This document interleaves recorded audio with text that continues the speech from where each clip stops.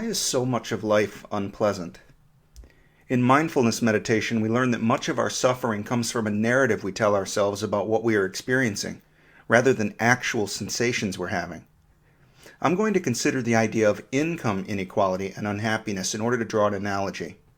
The following is from the introduction of a paper in Frontiers in Psychology by Zonghuo Yu and Wang. Yu and Wang write, quote, "The relationship between wealth and subjective well-being is a major issue in social science research. Extant studies have found complex relationships between income and happiness. For example, there is evidence that money does not always buy happiness. After material wealth reaches a certain level, its further increase no longer promotes happiness. This conclusion, also called the Easterland Paradox, may originate from individuals' satisfaction with their lives being rather affected by their spontaneous comparison between themselves and others." According to the social comparison theory, there are two types of social comparisons: upward comparison, which involves comparing oneself with those doing better, and downward comparison, which involves comparing oneself with those doing worse. Critically, the proclivity of upward comparison is significantly stronger than for the downward comparison. As a result, even if their absolute income increases, individuals would be still more likely to compare themselves to those richer, which may deteriorate their subjective well-being. Consequently, we can expect the income gap between the rich and the poor to be a better predictor of happiness. Indeed, empirical studies have shown a significant association between the income gap, indexed by the Gini coefficient, and happiness." Unquote. The authors point out that people evaluate their satisfaction in terms relative to their community. In absolute terms, everyone in the society might be doing better than they were 10 years earlier, but some are still doing much better than others, and this leads to dissatisfaction in those who are behind them. We are a social species, and we struggle when we cannot reach a high perch within the community hierarchy. The key is that the hierarchy is relative. By analogy, I suggest that consciousness is often unpleasant due to the coexistence of irreconcilable contents. We have an internal hierarchy of needs and preferences. Anything we are doing or thinking about implies that we are not doing something else, or thinking about something else. As a result, the something else is always a burden upon the something. If it weren't for all the something else's, the something wouldn't be half bad. I ended the previous episode with this question: what if the line dividing consciousness from non-consciousness is vanishingly thin?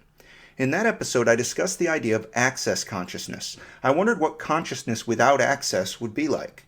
If access consciousness includes attention to the things we perceive, working memory, and otherwise being able to identify and think about what we experience, then what is left in the absence of access consciousness?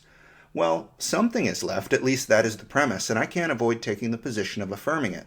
How can we approach this problem? Enter Thomas Metzinger in a recent paper called Minimal Phenomenal Experience, Meditation, Tonic Alertness, and the Phenomenology of Pure Consciousness. This is the opposite of access consciousness, and it appears to be just what the doctor ordered. Metzinger begins, quote, "One central motivation behind the current initiative is to test a fresh alternative to the now classical research strategy of isolating the neural correlate of consciousness. The new idea is to develop a minimal model of conscious experience. In the present context, developing a minimal model of conscious experience is something very benign and modest. For example, given the current state of consciousness science, a minimal model will not yet involve elaborate formal procedures like mathematically delimiting a universality class. Rather, it can be seen as a heuristic strategy of minimalist idealization. Constructing and investigating a model of conscious experience that includes only the core causal factors giving rise to the target phenomenon, including only causal factors that make a difference to the actual occurrence and the essential phenomenal character itself, developing an idealized model of universal and repeatable features serving to gradually isolate the fundamental explanatorily relevant and structurally stable properties that underlie different forms of conscious experience." Unquote. Here, Thomas Metzinger frames the minimal model of consciousness as a shift away from the paradigm of the neural correlates of consciousness. This might be true in spirit, but really it reads as the pursuit of the neural correlates of minimal consciousness, which still preserves the fundamentals of the original paradigm. Nevertheless, I find the approach exciting and novel. Metzinger goes on, quote, "The opposite of a minimal model would be a maximal model, a theory which would capture all the behavior, both repeatable and unrepeatable, of a given system. For complex systems like the conscious human brain, this traditional modeling strategy is an unattainable goal. Many of the fine details will actually get in the way of scientific explanation and detract from a deeper understanding of the research target. However, if the phenomenon to be explained is a large-scale regularity that is largely independent of micro-scale details and features of individual elements, it can prove helpful to identify the minimal conditions necessary for the explanatory target to occur, later linking them back to the original phenomenon of interest. In the present context, there are two major aspects of the minimal model strategy. The first is to describe the target phenomenon in an uncluttered way, abstracting away from everything that is not an essential feature of the core explanandum. If the systems of interest are conscious systems, three questions arise. 1. Whether phenomenology as such has a distinct experiential character. 2. Whether this character ever occurs in isolation. And 3. Whether it can be described in a conceptually precise manner. The second aspect aims at an economical strategy for describing the network of causal factors giving rise to this specific explanandum, given that a precise description succeeds. Here, constructing a minimal model would amount to eliminating superfluous details by extracting only the explanatorily relevant causal structure underlying the experience of phenomenality as such, thereby providing a medium-level functional analysis while still omitting most of the structural details of a fully mechanistic explanation. Both aspects could come together if mathematically stable features of the physical dynamics characterizing the global neural correlate of minimal phenomenal experience in humans could be directly mapped to corresponding abstract patterns within phenomenal dynamics independently of potentially unknowable and fine-grained neuroscientific details, thereby yielding what we are most interested in, a universal and reliably repeatable property instantiated by all forms of subjective experience." Unquote. He goes on, quote, "There are 5 factors that make the concept of minimal phenomenal experience interesting. First, minimal phenomenal experience could refer to the common phenomenological denominator that is always present whenever there is a conscious experience at all, however rich or limited. Second, a concerted attempt to isolate this hypothetical common denominator could lead to interdisciplinary unification in consciousness research by connecting different domains and experimental approaches in a new way. Third, by aiming at a minimal model explanation, we could arrive at an entirely new theoretical model of conscious experience itself, providing us with a fresh perspective and possibly even a new window onto the target. Fourth, the minimal phenomenal experience approach could lead to unification and considerable enrichment within analytical philosophy of mind itself by elevating comparative and transcultural philosophy of mind to a new and more systematic level. And finally, reports about pure consciousness experiences are a neglected empirical phenomenon worth studying in its own right." Unquote. Metzinger provides the following account from Walter Terence Stace of a type of mystical experience. Quote, "There would be no mental content whatever, but rather a complete emptiness, vacuum, void. One would suppose a priori that consciousness would then entirely lapse and one would fall asleep or become unconscious. But the introverted mystics, thousands of them all over the world, unanimously assert that they have attained to this complete vacuum of particular mental contents. But that what then happens is quite different from a lapse into unconsciousness. On the contrary, what emerges is a state of pure consciousness. Pure in the sense that it is not the consciousness of any empirical content. It has no content except itself. It is the bare unity of the manifold of consciousness from which the manifold itself has been obliterated. This seems analogous to saying that if from a whole or unity of many parts we could subtract all the parts, the empty whole or unity would be left." Unquote.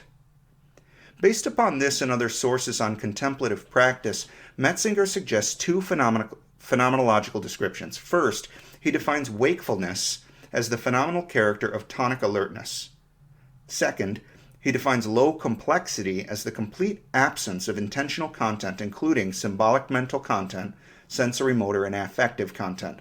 Thus, the model of minimal phenomenal experience might describe a waking state of minimal complexity. What is consciousness without content? In my opinion, consciousness without content is non-consciousness by definition. This is not what Walter Terence Stace described, though. In the passage, he described a state of pure consciousness as a unity. He made the claim that the pure consciousness has no content except itself. I'd like to suggest that this means there is, at least in theory, a state of minimal consciousness because there is only one piece of content, the whole experience. Stace was being a bit artful when he said the content is consciousness itself. All conscious contents are consciousness itself. I am not alone in observing that the contents of consciousness are nested in time and space within a larger conscious experience. In my theoretical work, I went further to suggest that the neural correlates of conscious contents are nested within the time and space of the neural correlates of consciousness as a whole. I described this as a landscape. With respect to the neural correlates, I suggested that contents are subsystems of integrated causality, existing in a wider system of integrated causality. I proposed that the system must be larger in space and longer in duration than any of the subsystems. And I suggested that the subsystems must have a higher level of temporally integrated causality than the system as a whole in order to stand out as distinguishable contents from the point of view of that system. That's the temporally integrated causality landscape as succinctly as I can put it. In fact, that description is sufficient to tell the whole story, if it could only be understood. 2 years, 2 published papers, and some 20,000 words later, that was all I was trying to say. So now, how shall I conceptualize the idea of pure consciousness, or transcendental oneness? It seems to me that contents are nested within other contents all the time. This is true with bound-together features of perceptual objects. So, for example, if I watch a little bird teetering around outside the window, it is a single organism composed of various parts. It has different colors and visible textures which compose it. It makes a tweeting sound and it pushes seed fragments around with its little feet. Beyond that, the bird is moving about in the three-dimensional space of an overall visual scene. Its parts move along with it relative to the parts of other objects, say trees. The trees themselves have parts which might sway in the wind, moving relative to other backgrounds. Critically, though, the nesting which occurs among contents of consciousness is not limited to the features of perceptual objects. What about thoughts? Appropriate nesting of concepts is occurring all the time as we make sense of who we are, where we are, and what is happening around us. Moreover, we attend to nested concepts when we think or speak about things which need not be happening around us at all. So, for example, if I'm telling a story about a little bird hopping about outside the window, I do not lose track in my own mind or in my own speech of whether it is the bird which is hopping or whether it is the window. The point I am making is that consciousness at any given time tends to be a composition of contents which are nested in arrangement. My best hypothesis as to what is happening in the account above from Walter Terence Stace, assuming that such mystical experiences of oneness do in fact occur, is that consciousness in such instances is composed of a great overarching everything, without the perceptual or conceptual nestedness of parts. Thus there is one, and only one piece of content, the whole. According to the temporally integrated causality landscape, this would be a single large subsystem inside of a single larger system. That subsystem would encompass the whole story of conscious experience for as long as it remained present and alone.